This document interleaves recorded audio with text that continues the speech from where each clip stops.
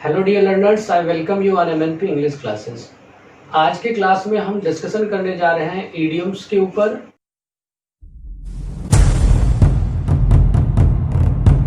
जैसा कि आप सब लोग जानते हैं, जो इडियम्स होते हैं वो आपके एग्जाम के लिए तो इम्पोर्टेंट है ही, साथ ही साथ आपके वोकेबलरी का बड़ा इम्पोर्टेंट पार्ट है। आपके लैंग्वेज को और इनहेंस करने में ये हमें काफ़ी हेल्प करते हैं। तो आज की क्लास बहुत ही ज़्यादा इंटरेस्टिंग होने वाली है और बड़ा इम्पोर्टेंट भी होने वाली है।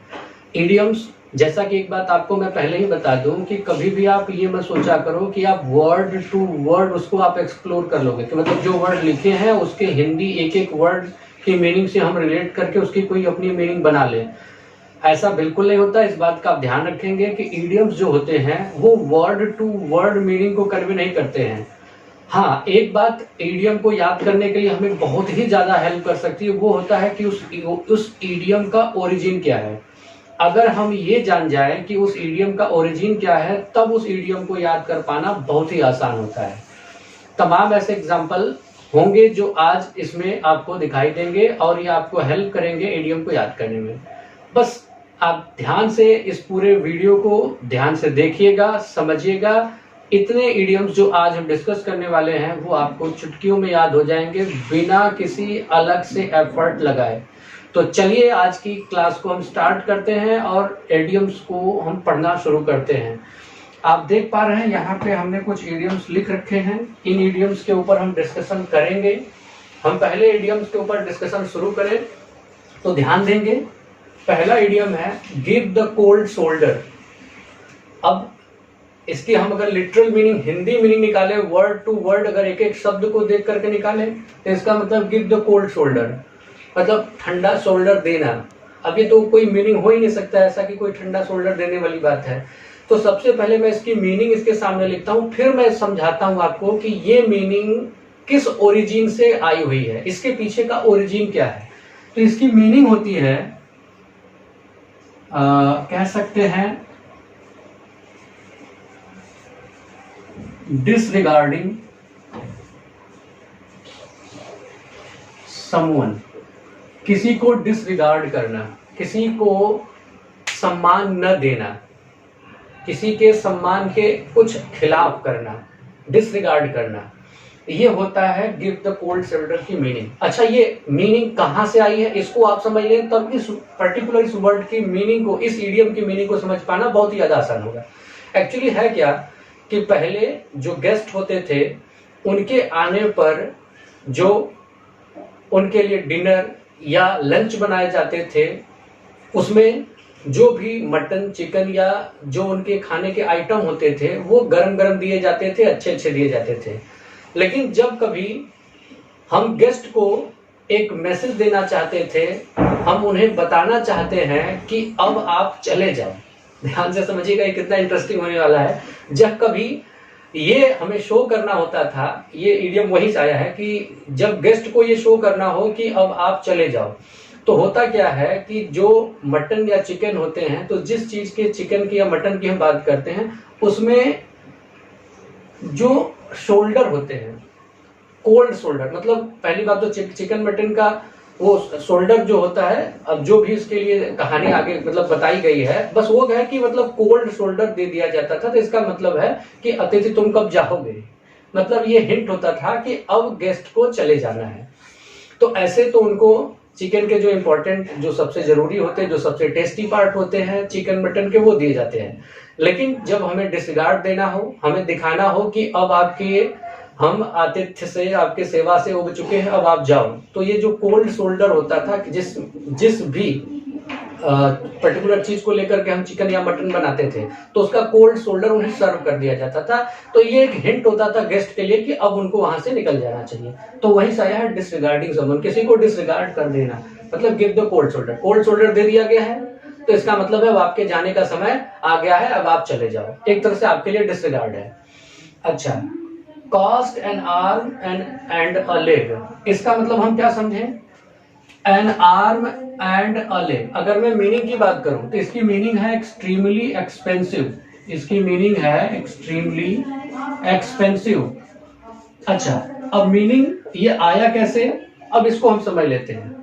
होता क्या था कि जो बड़े बड़े सेलिब्रिटीज होते थे, उन सेलिब्रिटीज को जब उनके पोर्ट्रेट होते थे, उनकी जो चित्र बनाई जाती थी, तो जब उस चित्र को दिखाया जाता था तो उस चित्र में उनके आर्म, हाथ एंड लेग, उनके पैर, इनको नहीं दिखाया जाता था।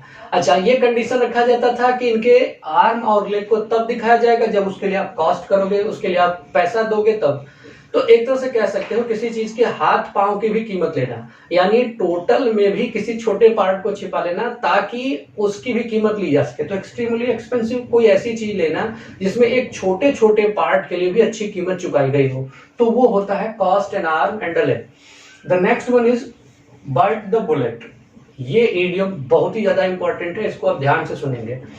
बाइट द बुलेट का मतलब अगर हम लिटरल इसकी मीनिंग समझे, वर्ड टू वर्ड अगर एक एक वर्ड को हम एक्सप्लोर करके इसकी मतलब कि बाइट टू बुलेट, बुलेट को चबाना। अब ये बुलेट को चबाना, इसका मतलब हम अगर यहां पे इसका समझे तो इसकी मीनिंग होती है, बाइट द बुलेट का मतलब होता है टू फेस द डिफिकल्ट या फिर पेनफुल सिचुएशन। अब इसको हम कैसे समझें? इसको हम इस तरह समझ सकते हैं, होता क्या था कि युद्ध में, पहले युद्ध में जो सोल्जर्स घायल हो जाते थे तो उनके ट्रीटमेंट के लिए, जैसे आज आप जानते हो कि आज के समय में एनेस्थेसिया है। एनेस्थेसिया का यूज हम करते हैं कि जिससे पेन रिलीव हो जाए। किसी पार्ट पे हमें कोई सर्जिकल एक्टिविटी करना है, कोई सर्जिकल एक्टिविटी करना है, ऑपरेशन करना है, तो वहां पे एनेस्थेसिया दे देने से पेन का सेंस समाप्त हो जाता है, पेन नहीं होता है। लेकिन उस दौर में जब एनेस्थेसिया नहीं होते थे तो जो भी सोल्जर्स युद्ध में घायल होते थे उनके लिए किया क्या जाता था कि एक ये चलन बहुत तेज चला था कि बाइट द बुलेट, वो बुलेट को, जो गोली होती है बारूद की गोली, उसको अपने मुंह में वो दबा लेते थे और उसके जो केमिकल होते थे वो एनेस्थेसिया की तरह काम करते थे, जिससे पेन में थोड़ा उन्हें रिलीफ मिलता था। तो एक तरह से कह सकते हैं बाइट द बुलेट, इसका मतलब टू फेस डिफिकल्टी या पेनफुल सिचुएशन, किसी डिफिकल्टी या किसी पेनफुल सिचुएशन को बियर करना, फेस करना, वहां से ये इडियम आया और ये आज काफी ज्यादा पॉपुलर है। अगला है आर्म टू द टिथ। ये तो इसके लिटरल मीनिंग ही वर्ड टू वर्ड क्लियर हो जाएगी। Arm to the teeth, armed मतलब पूरा एकदम वेपन्स, हथियार वगैरह हो। हथियार वगैरह कहाँ तो? टू द टिथ मतलब दांतों तक में। तो ये जब युद्ध होते थे तो युद्ध के समय आर्मी को इस तरह से ट्रेन किया जाता था कि वो अपने दांतों में भी वेपन्स रखे रहे ताकि युद्ध में उनको कहीं कहीं हेल्प कर पाए। तो आर्म टू द टिथ का मतलब होता है हैविंग, या कह सकते हो आप फुल ऑफ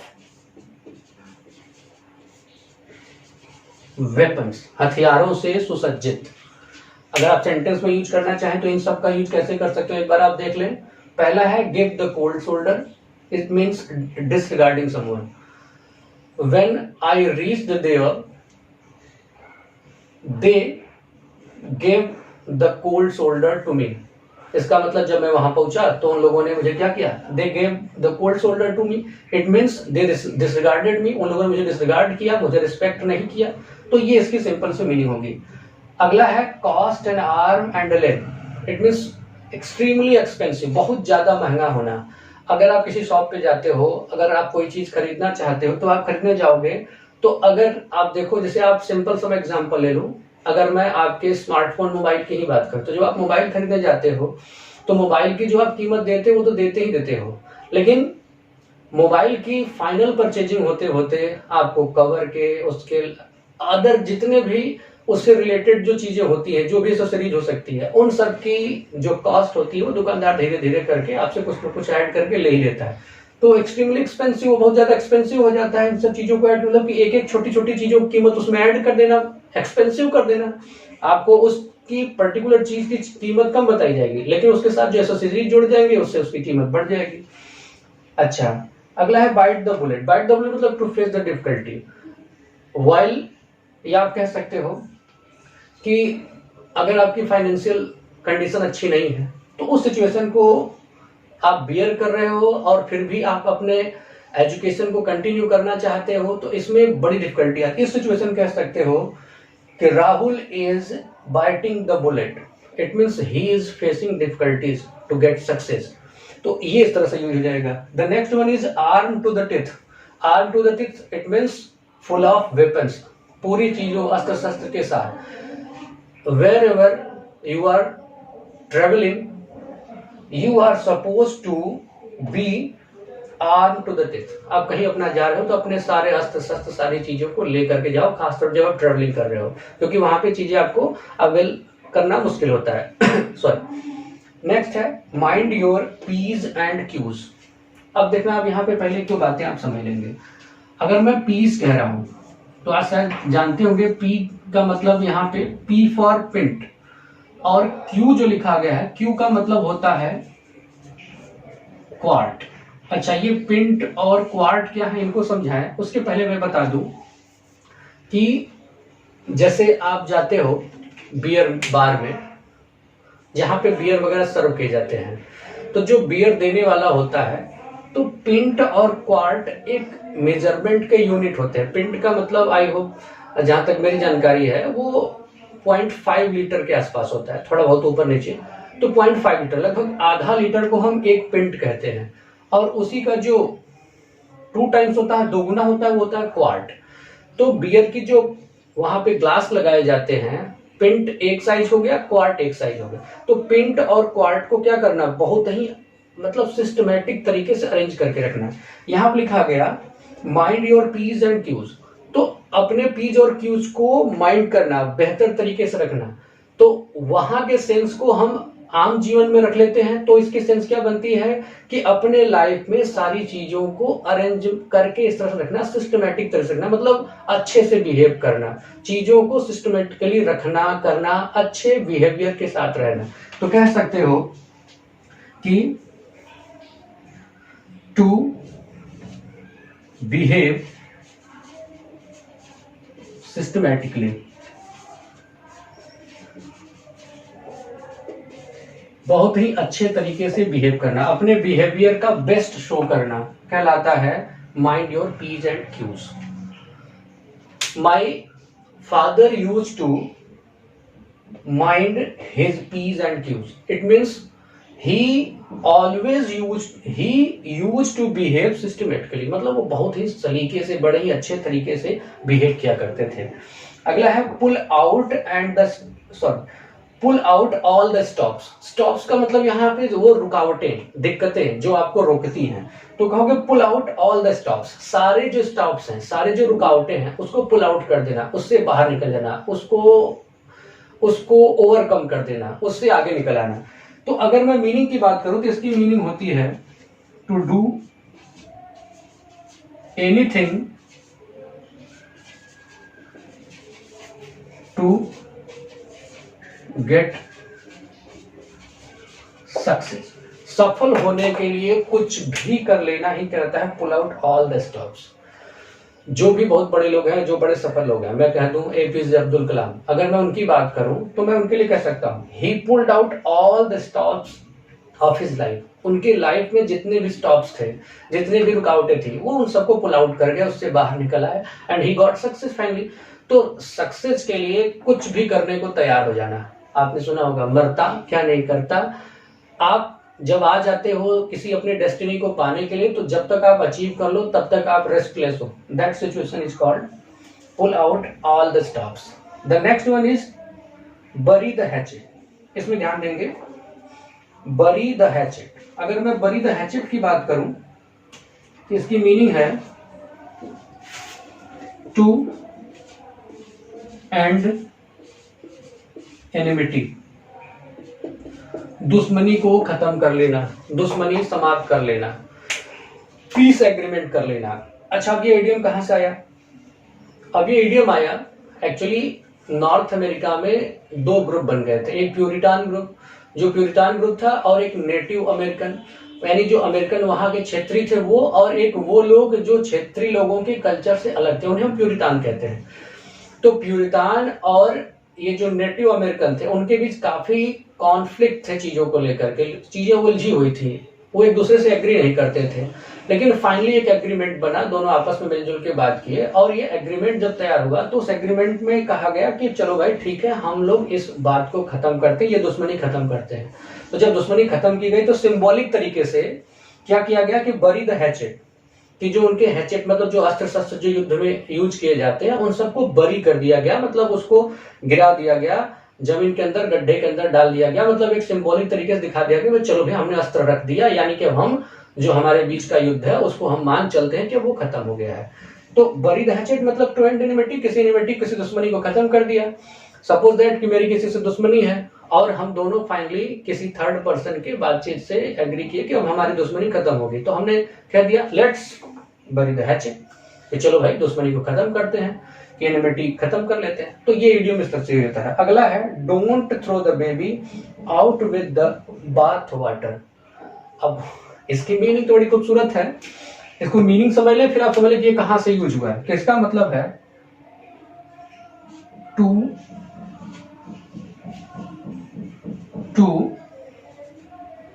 माइंड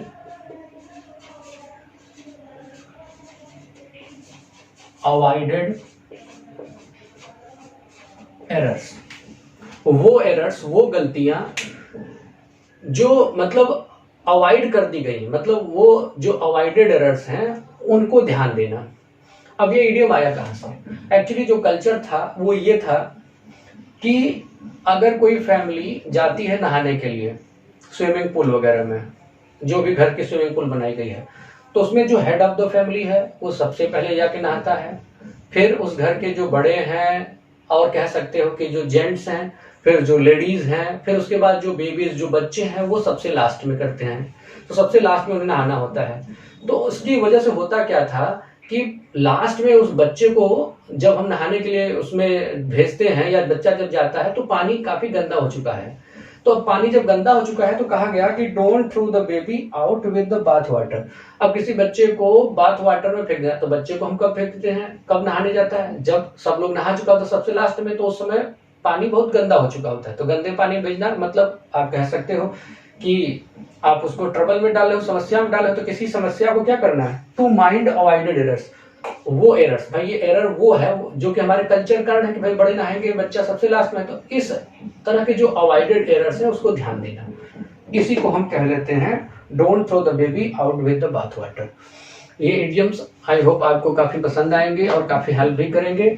अपने जो भी आपके ओपिनियन होंगे कमेंट बॉक्स में लिख करके आप जरूर बताएं, ताकि हम और भी वीडियोस को इस तरह से ले आए आपके बीच और आपके एग्जाम की प्रिपरेशन यूं ही चलती रहे। काफी अच्छा लगा, थैंक यू वेरी मच।